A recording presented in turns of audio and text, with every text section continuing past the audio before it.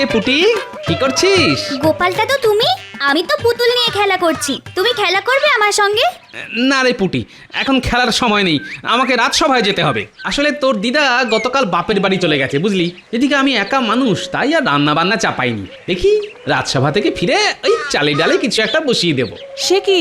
না না না না, খালি পেটে রাজসভায় যাবে কেন গোপাল দাদা? তুমি আমাদের বাড়িতে এসো, দুটি ভাত খেয়ে যাও। হ্যাঁ গোপাল দাদু, এসো না। আর যতদিন না পুটির দিদা বাপের বাড়ি থেকে ফিরছে ততদিন তুমি আমাদের বাড়িতেই দুবেলা খেও গোপাল দাদা। বলছো? তা এত করে যখন বলছো তখন না হয়। ও, এই হলো গোপালের বিপদ। এটা পাক্কা ধান্দাবাজ। কি সুন্দর দুবেলা খাওয়ার ব্যবস্থাখানা করে নিল। হ্যাঁ, যাই মহারাজকে গিয়ে গোপালের নামে বাড়িয়ে বাড়িয়ে নালিশ করে আসি, তাতে যদি চিড়ে ভেজে। আমার যে বিরিয়ানির গন্ধ শুকে জিভ দিয়ে জল ঝরে পড়ছে, আর অপেক্ষা করলে ওই জলেই আমি শুদ্ধ গোটা মুর্শিদাবাদ ভেসে যাবে। এই কে আছিস? তাড়াতাড়ি জাহাপানার জন্য শাহী বিরিয়ানি নিয়ে আয়।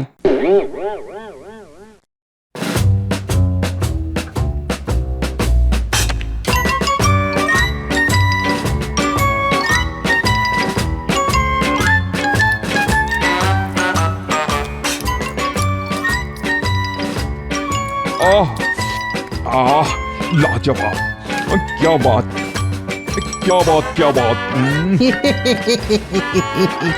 আমাদের জাহাপানা বড় ভালো মানুষ, বিরিয়ানি পেলে আর কিচ্ছুটি চায় না। না না না না না না, তুমি ভুল জানো উজির। আমার বিরিয়ানির সঙ্গে সঙ্গে কৃষ্ণচন্দ্রের কৃষ্ণনগর রাজ্যটাও চাই। যতদিন না কৃষ্ণচন্দ্রকে কারাগারে বন্দি করে কৃষ্ণনগর রাজ্যটা পুরোটা হাতে পাচ্ছি, ততদিন আমি শান্তিতে ঘুমোতে পারবো না উজির। বাহ, বিরিয়ানির দিকে তাকিয়ে আমার মাথায় একটা বুদ্ধি খেলে গেছে উজির। এক্ষুনি আকবরকে ডেকে পাঠাও, জলদি। এক্ষুনি যাচ্ছি জাহাপানা।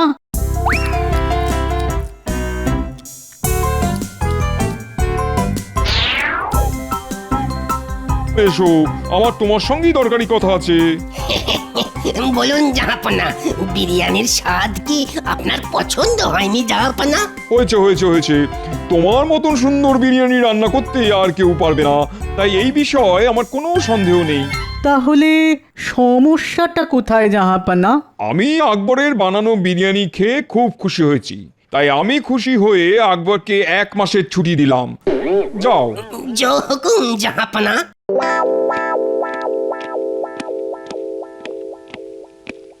এ আপনি কি করলেন জাহাপানা? আকবর 1 মাসের ছুটিতে থাকলে আপনাকে শাহী বিরিয়ানি রান্না করে খাওয়াবে কে শুনি? সেটা তোমাকে ভাবতে হবে না উজির, সেটা ভাববে কৃষ্ণচন্দ্র। আমি আগামীকালই কৃষ্ণনগরে যাব। নয়, হ্যাঁ।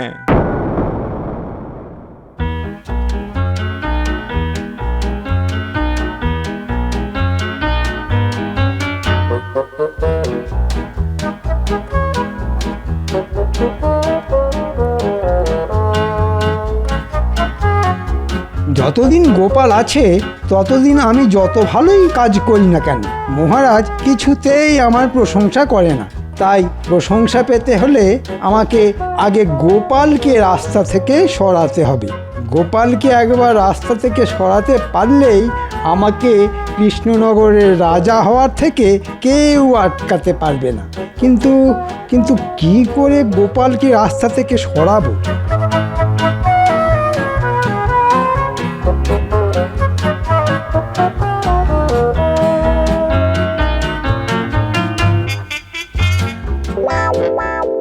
শয়তানের নাম নিতে না নিতেই শয়তান হাজির।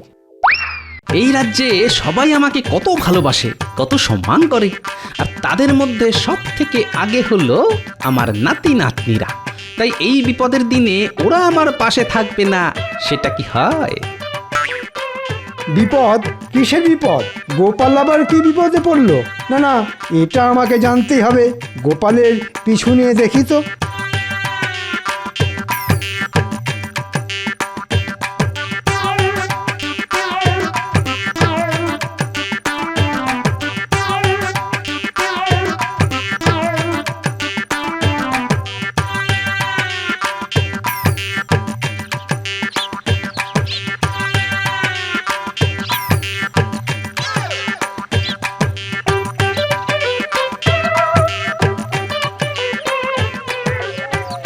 পুটি, কি করছিস? গোপালটা তো তুমি, আমি তো পুতুল নিয়ে খেলা করছি। তুমি খেলা করবে আমার সঙ্গে?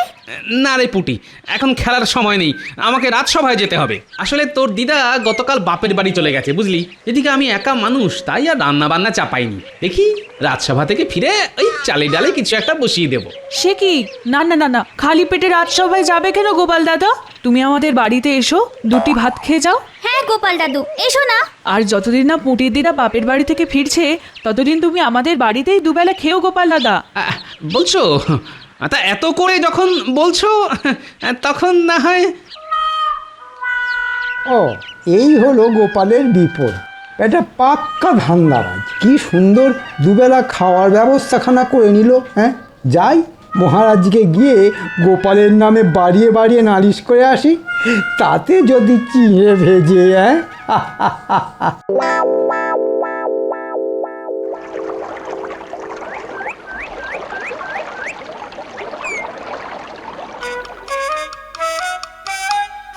কি ব্যাপার, গোপাল রোজ দেরি করে মানছি, কিন্তু আজ আবার মন্ত্রী গেল কোথায়?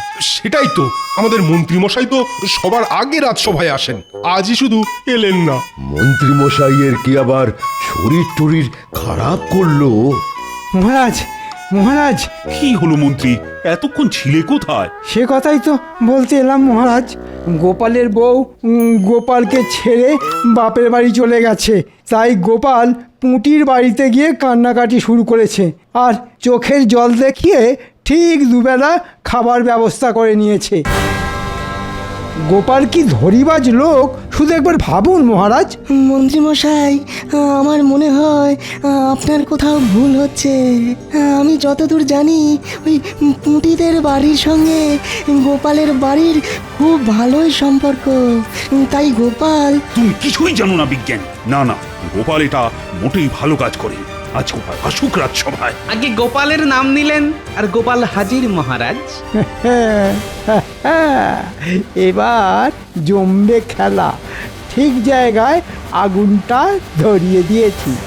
এবার দেখো গোপাল, মহারাজ তোমাকে করবে তিরস্কার আর আমার করবে প্রশংসা। গোপাল, শুনলাম তোমার গিনি বাপের বাড়ি চলে গেছে বলে তুমি পুঁটির বাড়িতে দুবেলা করে খাবে। হ্যাঁ, আপনার কানে এই খবরটাও পৌঁছে গেছে? বাহ, আমাদের মন্ত্রীমশাই হাওয়ার গতির থেকে কম যান না দেখছি। তুমি ঠিক ধরেছ, এই খবরটা আমাকে মন্ত্রী দিয়েছে। ছি ছি গোপাল, তুমি আমার বিপদের দিনে সবার আগে ঝাঁপিয়ে পড়ো, আর তোমার বিপদের দিনে তুমি একবারও আমার কাছে পর্যন্ত এলে না। এ আপনি কি বলছেন মহারাজ? ঠিক বলছি। না না গোপাল, আজ থেকে পুঁটির বাড়িতে নয়, তুমি রাজ বাড়িতে এসে দুবেলা খেয়ে যাবে। এই যে মেঘ না চাইতেই জল। ধন্যবাদ মন্ত্রী মশাই, সবই হয়েছে আপনার জন্য। যা, গোপালের ক্ষতি করতে গিয়ে অজান্তে সাহায্য করে ফেললাম। ঠিক আছে মহারাজ, আমি দুবেলা এসে রাজবাড়িতে খেয়ে যাব। বাবা, রাজসভায় ঢুকতে না ঢুকতেই খাবার নিয়ে আলোচনা শুনতে পেলাম বলে মনে হলো। হ্যাঁ, নবাব বাহাদুর আপনি? এই তো নবাব বাহাদুর এসেছেন, আর যখন এসেছেন তখন একটা না একটা ঝামেলা না পাকিয়ে কিছুতেই যাবে না। কেন কৃষ্ণচন্দ্র, অবাক হলে বুঝি? না মানে থাক থাক, ওসব মানে থাক। বড় বিপদে পড়ে তোমার কাছে এলাম, একমাত্র তুমিই পারো আমাকে এই বিপদ থেকে উদ্ধার করতে। তাই নাকি? বেশ বেশ, বলুন নবাব বাহাদুর, আমি চেষ্টার ত্রুটি রাখবো না, কথা দিলাম। সবার সামনে বলা যাবে না। তুমি আমার সঙ্গে রাজবাড়ির বাগানে চলো, ওখানেই আমি তোমাকে আমার সমস্যার কথা বলবো। আচ্ছা, আজ তবে রাজসভা এখানেই শেষ হলো, তোমরা যে যার বাড়ি ফিরে যাও, বাড়ি ফিরে যাও। না না, একটা গন্ডগোল আছে বলে মনে হচ্ছে। এক্ষুনি বাড়ি যাওয়া উচিত হবে না। এবার বলুন নবাব বাহাদুর, আপনি কি বিপদে পড়েছেন, আর আমি আপনাকে সেই বিপদ থেকে কিভাবে উদ্ধার করতে পারি? আসলে হয়েছে কি, তুমি তো জানো কৃষ্ণচন্দ্র, আমি কেমন খাদ্যরসিক মানুষ। ভালো ভালো খাবার ছাড়া আমার একটা দিনও কাটতে চায় না। কিন্তু গতকাল আমার দরবারের খাস রাঁধুনি আকবর মাসখানেকের ছুটি নিয়ে দেশের বাড়ি চলে গেছে। সে কি? হ্যাঁ, সেইখানেই তো বিপদ। আকবর খুব সুন্দর বিরিয়ানি রান্না করতো। আকবরের বানানো শাহী বিরিয়ানি দেখলেই আমার জিভ থেকে জল ঝরে পড়তো। কিন্তু এখন আমাকে ওই শাহী বিরিয়ানি রান্না করে খাওয়াবে কে?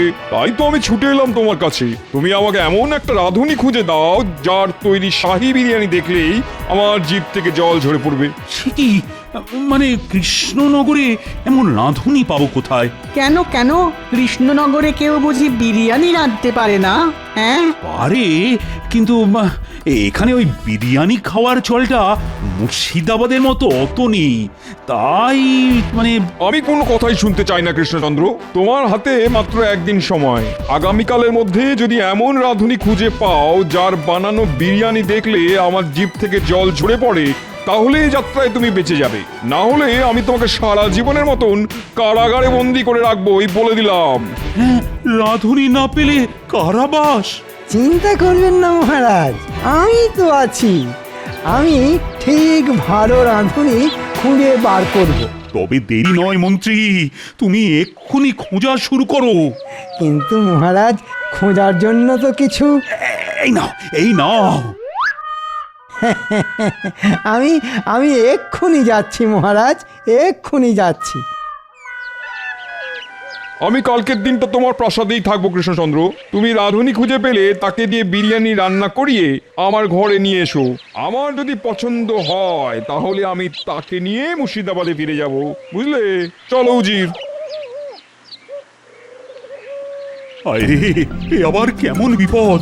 এমন বিরিয়ানি রান্না করতে হবে যেটা দেখে নবাব বাহাদুরের জিভ থেকে জল টুপিয়ে পড়ে। যেটা ভেবেছিলাম সেটাই দেখছি সত্যি হলো। কিন্তু কিন্তু যাই, বাড়ি গিয়ে একটা ঘুম দিই।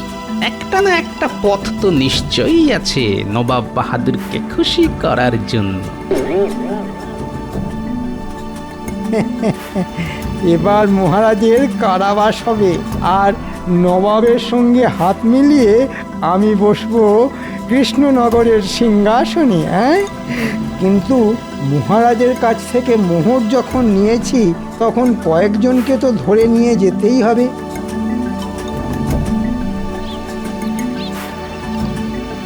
এই শোন শোন, এদিকায় এদিকায়। বলুন মন্ত্রী মশাই। তুই রান্না করতে পারিস? হ্যাঁ, রান্না? হ্যাঁ, তা পারি কোনো রকমে। বাহ! আর তুই? আগে কোনোদিনও তো করিনি, তবে চেষ্টা করে দেখতে পারি। তাহলে চল আমার সঙ্গে রাজবাড়িতে, আজ তোদের বিরিয়ানি রান্না করতে হবে। হ্যাঁ, বিরিয়ানি? না না না, তো সব পারবো না। পারবি না মানে? চল বলছি, না হলে মহারাজকে বলে তোদের সব জমি জমা কেড়ে নেব। কথা বাড়াস না, বুঝেছিস? কথা বাড়াস না। মন্ত্রীমশাই যা বলছে তাই করি। চল চল। হ্যাঁ হ্যাঁ হ্যাঁ, তাই ভালো। চলুন মন্ত্রী মশাই।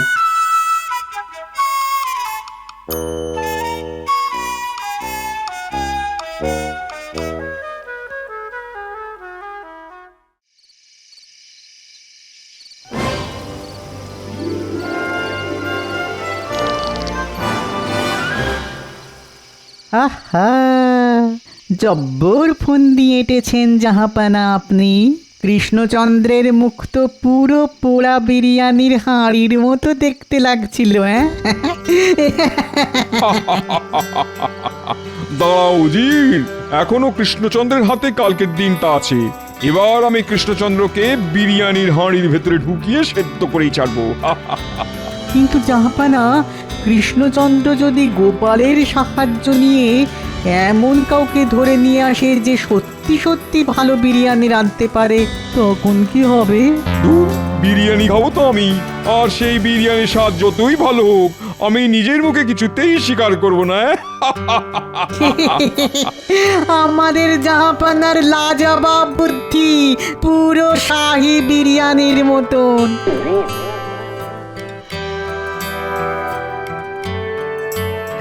এই নিন নবাব বাহাদুর, আপনার জন্য বিরিয়ানি। খেয়ে বলুন তো কেমন হয়েছে।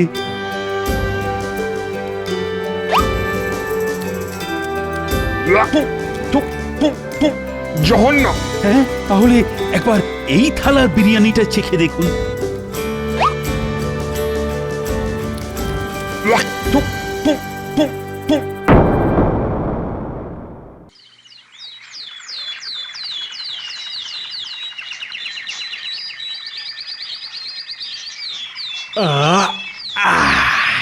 জব্বর ঘুম হয়েছে। গিন্নি, ও যা, এই দেখো, আমি তো ভুলেই গেছি যে গিন্নি বাড়িতে নেই।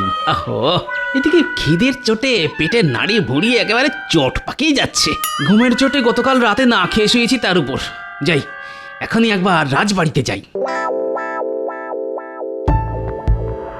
কি হলো? কি ভাবছেন তখন থেকে বলুন তো? রানী, ও রানী, এবার তো মনে হয় নবাব বাহাদুরের হাত থেকে আমার আর নিস্তার নেই। আমি খুব ভালোভাবেই বুঝেছি, যতই ভালো বিরিয়ানি রান্না করে নবাব বাহাদুরের সামনে হাজির করি না কেন, সেটা উনি খেয়ে কখনোই তার প্রশংসা করবেন না। উনি ঠিক করেই এসেছেন আমাকে কারাগারে বন্দী করে তবেই মুর্শিদাবাদে ফিরবেন। আপনি ভেঙে পড়তে পারেন না, এর থেকেও জটিল সমস্যা এসেছে। আর গোপাল আপনার পাশে দাঁড়িয়েছে। এবারও না হয় আপনি গোপালকে ডেকে পাঠান। ডেকে পাঠানোর দরকার নেই রানীমা, খিদের চোটে গোপাল হাজির। দাঁড়াও গোপাল, আজ আমি গরম গরম লুচি ভেজেছি, তুমি বসো, আমি এক্ষুনি নিয়ে আসছি। একই মহারাজ, আপনার পাতের লুচিগুলো তো রাগ করে নেতিয়ে গেল। ওগুলোকে তাড়াতাড়ি পেটে চালান না করলে যে অপমান করা হবে মহারাজ। গোপাল, ও গোপাল, আমি যে বড় সমস্যায় পড়েছি। আমি জানি মহারাজ, নবাব বাহাদুর যখন আপনাকে রাজবাড়ির বাগানে ডেকে নিয়ে গেলেন, তখন আমি গাছের আড়াল থেকে সব শুনেছি। হ্যাঁ, তুমি সব জানো? আমাকে তাহলে বাঁচাও, বাঁচাও গোপাল, বাঁচাও। সে আর বলতে, গোপাল থাকতে মহারাজ কৃষ্ণচন্দ্রের কোনো ক্ষতি হবে না, কিন্তু তার আগে আমার পেটে দুটো দানা পানি দিতে হবে, না হলে বুদ্ধি খুলবে না মহারাজ। এই নাও গোপাল, যত ইচ্ছে খাও। খাই, হ্যাঁ।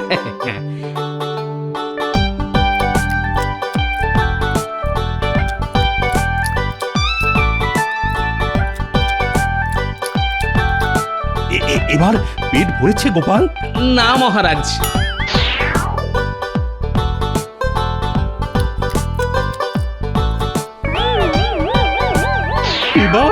এইবার ভরেছে মহারাজ, আর নবাব বাহাদুরকে জব্দ করার বুদ্ধিও পেয়ে গেছি।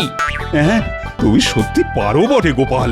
পেটে খাবার পড়তে না পড়তেই বুদ্ধি মাথায় উঠে এলো। কি করব মহারাজ, খালি পেটে থাকলে বায়ু মাথায় ওঠে, আর ভর পেটে থাকলে বুদ্ধি। এটাই তো জগতের নিয়ম। বেশ বেশ, এবার তোমার মাথায় কি বুদ্ধি এলো একটু খুলে বলো শুনি। বলবো না মহারাজ, রাঁধবো। আমি নিজে হাতে নবাব বাহাদুরের জন্য বিরিয়ানি রান্না করব। আমি রাজবাড়ির রান্নাঘরে গেলাম মহারাজ। আপনি শুধু প্রহরীদের দিয়ে আমার নাতি নাতনিদের কাছে একটা খবর পাঠিয়ে দিন। ওদের বলুন তাড়াতাড়ি এসে যেন ওরা একবার আমার সঙ্গে দেখা করে।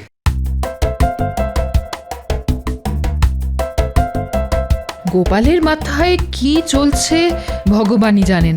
প্রহরী, এক্ষুনি গোপালের নাতি নাতনিদের ডেকে পাঠাও।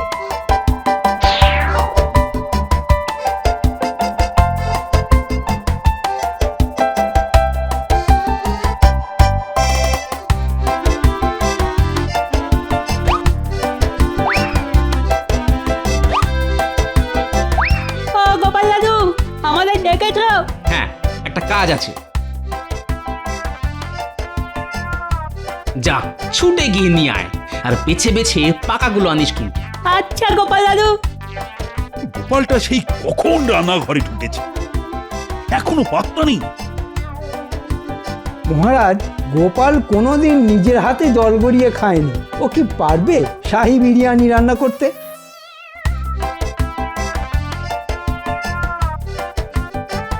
অনেক সময় দিয়েছি, আর নয়। তুমি হাল ছেড়ে দিয়েছো দেখছি কৃষ্ণচন্দ্র। এবার চলো কারাগারে। না না, আসলে ওই গোপাল আপনার জন্য বিরিয়ানি রান্না করছে। আমাকে আরেকটু সময় দিন নবাব বাহাদুর। আগে রান্না একটা শিল্প নবাব বাহাদুর, আর গোপাল হলো শিল্পী মানুষ। এই তো গোপাল এসে গেছে। কোথায় বিরিয়ানি? আমি তো বিরিয়ানির গন্ধ পাচ্ছি না। মন্ত্রী তো ঠিকই বলেছে জাহাপানা, আমিও তো পাচ্ছি না। এই গোপাল, কি আছে ওটার ভিতরে?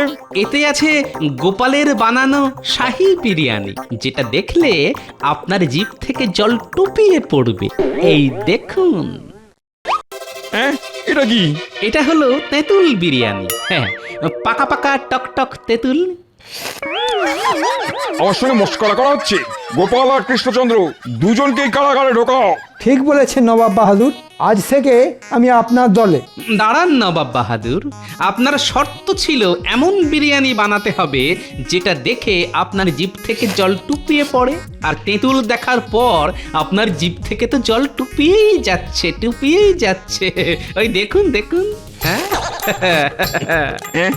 তাই তো। সাবাস সাবাস গোপাল সাবাস। এই না হলে গোপাল ভাঁড়। যা, কেন যে নবাবের দলে যেতে গেলাম, এইবারও গোপাল মহারাজকে বাঁচিয়ে দিল। আপনি হেরে গেছেন জাহাপানা, এখানে থেকে আর লাভ নেই, চলুন। আমিও যাই। এত তাড়া কিসের? যাওয়ার আগে আমার বানানো শাহী বিরিয়ানিটা খেয়ে যান।